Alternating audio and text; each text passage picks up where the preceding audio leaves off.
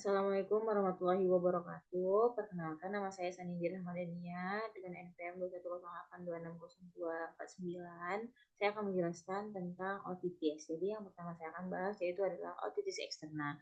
Otitis eksterna itu apa? Jadi otitis eksterna adalah infeksi yang terjadi di saluran telinga luar, di mana infeksi telinga ini bisa terjadi akibat masuknya air ke dalam telinga saat mandi ataupun berenang. Jadi airnya itu nggak bisa keluar dan menyebabkan yang telinganya lembab sehingga memicu pertumbuhan bakteri.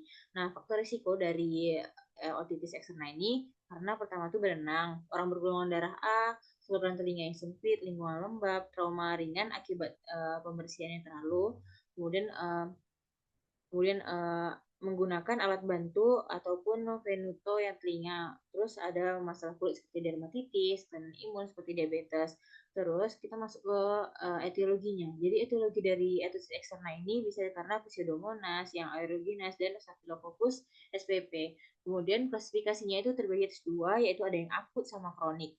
Masuk kita ke patofisiologinya. Jadi patofisiologinya tadi kan terbagi atas dua nih klasifikasinya. Jadi yang pertama itu benign, jadi pertama akan masuk dia infeksi dari EAC yang akan menyebar, kemudian akan menyebabkan cairan eksudat dan edema telinga tengah, akan mengurangi retraksi membran timpani sehingga menyebabkan eksudat serosa di telinga tengah dan pembentukan pus sehingga menyebabkan ruptur membran timpani.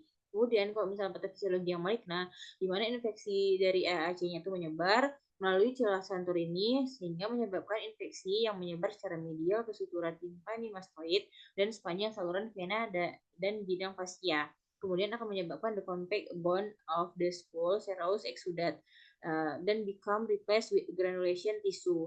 Nah, dari penyebab tadi akan menyebabkan penghancuran tulang bagian telinga. Kemudian gimana sih manifestasi klinisnya? Manifestasi klinisnya itu bisa menyebabkan sulit tidur, menarik telinga, karena kesakitan, terus sakit telinga. Kalau misalnya udah terparah kali dia bisa menyebabkan sakit telinga, sakit kepala, sakit leher, kan rasa penuh pada telinga, keluarnya cairan pada telinga. Kalau misalnya udah bersifat kronik kali, menyebabkan demam dan gatal pada saluran ke telinga. Terus cara mendiagnosanya, itu kita lakukan pemeriksaan fisik, di mana pemeriksaan fisiknya ini menggunakan alat berupa otoskop. Kemudian kita bisa menggunakan CT scan untuk mengetahui lebih dalam apa penyebabnya dan bagaimana gambarannya. Kemudian kita bisa lakukan timpanometri. Kemudian komplikasi dari otitis eksterna ini bisa apa aja? Jadi pertama itu hilangnya pendengaran sementara. Kemudian infeksi jangka panjang, contohnya itu otitis eksterna kronis. Terus misalnya akibat dari resistensi antibiotik yang kita gunakan pada otitis ini, pada bakteri penyebabnya, jadi infeksinya itu bisa menyebar ke tulang sekeliling pada daerah saluran telinga, jadi menyebabkan dianya osteomyelitis. Kemudian yang terakhir itu ada infeksi pada lapisan dalam kulit sekitar telinga, yaitu bisa menyebabkan selulitis kroniknya, komplikasinya. Kemudian tata laksana itu bisa kita kasih obatnya terapi antibiotik, analgesik, obat topikal maupun tetes anti jamur ataupun anti bakteri. Nah, ini adalah referensi yang saya gunakan.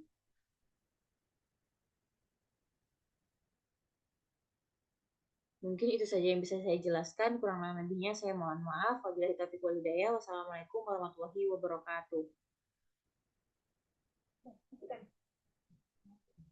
Stop ya. Stop ini.